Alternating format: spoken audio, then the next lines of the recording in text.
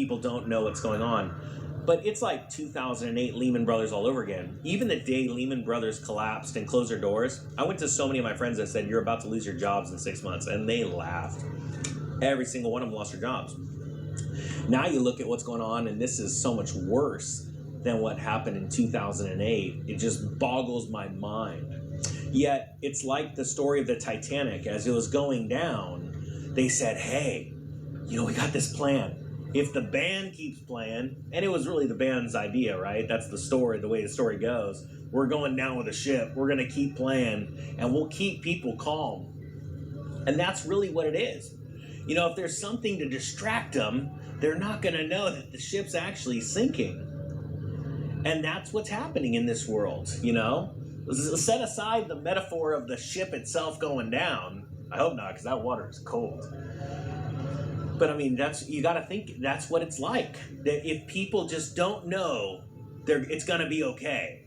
That's how the Federal Reserve acts. That's how the government acts. And they act that way because they know human behavior. Sunshine, I'm just going to give it to you and give it to you straight. We got a good one to unpackage today. And peers, white-collar wage earners, industry people, anybody in or around the real estate industry, and almost everything revolves around the real estate industry, but nobody's getting hit harder right now than lenders. I got buddies in the lending industry. I got buddies that just came in to the lending, they walked away from their 9-to-5 job to get into real estate.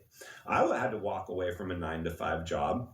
When I came into real estate, it was a big risk, right? A big risk, because you base your cost of living on your earning power. And when you go to commissions only, it's a big risk. But what happens anytime there's a real estate bubble, people pile in. I still see people landing in the industry right now that started pursuing their credential or license to work in and around real estate before the collapse started, and they just got their license and they're like, I'm here, or I'm ready to work.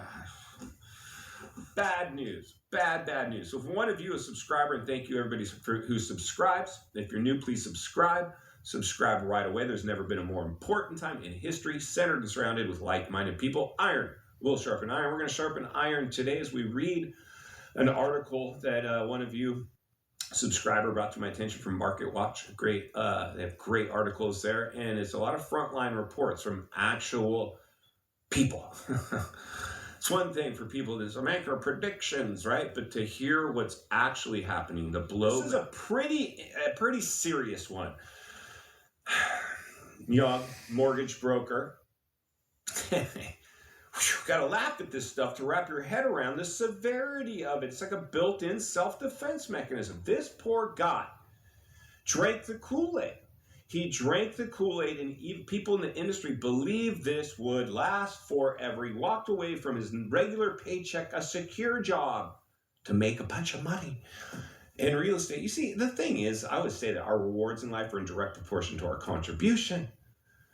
This is so odd to me, because if you come into this market, if you've watched an episode of $1 Million Listing, you think it's all glamorous, that it's easy, anybody can do it. I'm going to make tons of money. And then if you get lucky and actually do, in this small little window of time that we had in the stimulus era, the bubble, and you based your cost of living off of pandemic income, euphoric income, casino climate income, that's your cost of living, you're in massive trouble right now. You drank the stimulus Kool-Aid. That's what happened out there. That's why for me, I just knew, I'm playing it safe. I'm going to get on the sidelines. Anybody wants to do the same, I encourage it, and I'll earn your business later. And there's deals playing out right now, because we examine rent ranges. Anytime we buy property, whether it's our primary home or otherwise, we make sure if we got a mortgage, our payment is in or around its rent range, preferably a cash flowing property if it needed to be. Millions of dollars to be made in real estate, but not by working in real estate, investing in real estate, but not at the top of the bubble, outside the bubble, not overpaying for properties, underpaying for properties, for pennies on the dollar, making sure their cap rates, they will rent for more than their payment. Easy math. Doesn't take a rocket scientist to figure this one out. Unfortunately, people just fall in love with FOMO factory finishes and anything that shows, well, That's why we stage homes, to get you guys to fall in love with it. It's hard to show a property occupied by the owner and you got to look around their stuff. You feel like you're invading their property. Stage don't get out of your home. Let me stage it professionally. We're going to get it looking like a FOMO factory in here. And then we're going to FOMO people into over asking price. That is what happened out there. So today we're going to go ahead and jump over to this article to drive our point home. Then we're going to meet back here to wrap it up. Let's get started. 2022 has been the scariest year of my adult professional life. One mortgage broker reveals how the housing slowdown upended financial security. When mortgage rates hit 7% in fall, Austin-based mortgage broker Aaron Kovac was a little spooked. And here's a look at our young professional who found himself in a tricky situation. After a stunning rise in home sales amid ultra-low interest rates, the market just went absolutely silent. As the housing market slump drags on, fear has taken over. This is my first time going through a decline in the real estate market. 2022 has been the scariest year of my adult and professional life. It's the same story everywhere, not just with other lenders, but also with real estate agents, he added. And the stress from the dip in clients is weighing on his personal finances and mental health, Kovac said. All that uncertainty, wondering, where is my next paycheck going to come from? Where am I going to find the next buyer? For those working in the mortgage industry like Kovac, the situation on the ground is tense, to say the least. At this point, lenders are scrambling to find business. If there's a buyer out there in this industry looking to buy, every lender is fighting over them, trying to go as low as possible. It's like sharks smelling blood in the water right now. Kovac, who's a broker with Good Faith Mortgage, and his wife, who's also in the mortgage industry, have trimmed their household budget as much as they can to stay nimble. Kovac sold his truck, which saves him about $1,200 a month, and cut many subscriptions such as Amazon Prime and Netflix to lower monthly expenses. He said he also had to cancel multiple trips, including flights back home to Chicago for his stepfather's birthday, and his best friend's wedding, and Mexico City for his wife's grandfather's funeral. Aside from the mortgage on his current home, he's also paying off about $44,000 in student loan debt.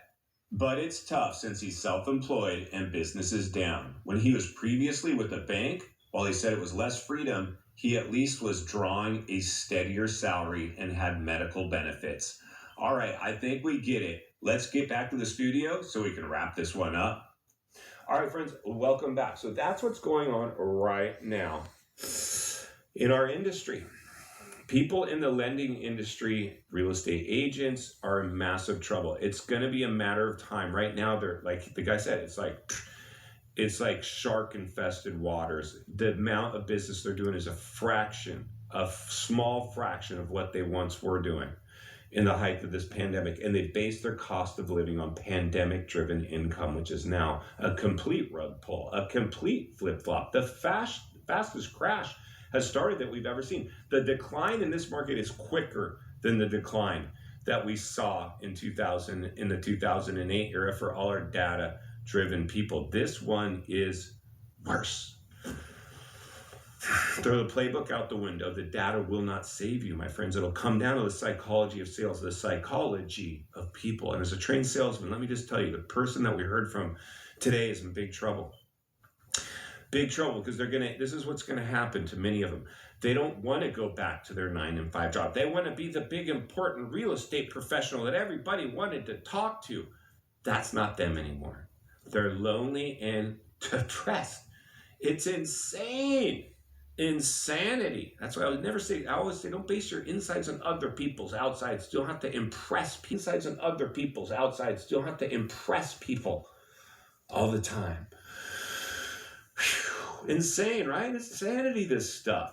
The realities are this, friends. What we're seeing now are people that work in the industry are going to throw stuff overboard. The guy threw his truck overboard. He's canceling. He's doing everything he can to hang on to the house and not have to go back to his day job. Eventually, he's going to have to go back to a day job. Unfortunately, he's going to go to a job market that the government's put the brakes on. They're going to increase unemployment numbers. That's their goal. That's their recipe for success in taming inflation, which is just ridiculous to me, because we can't even guarantee that's going to work. we might have let inflationary pain entrench itself so deep within the economic fabric that it won't work.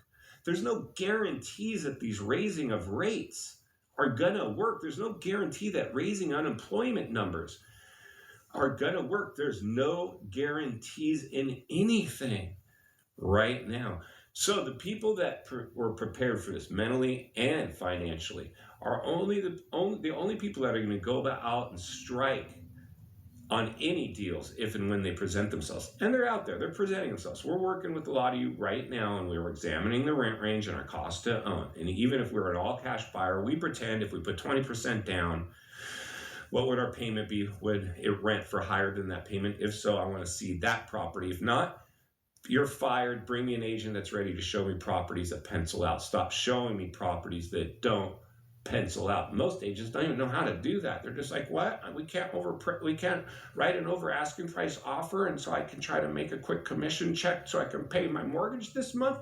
That is what's going on out there. In final thoughts, I come to you as Brent as a content creator.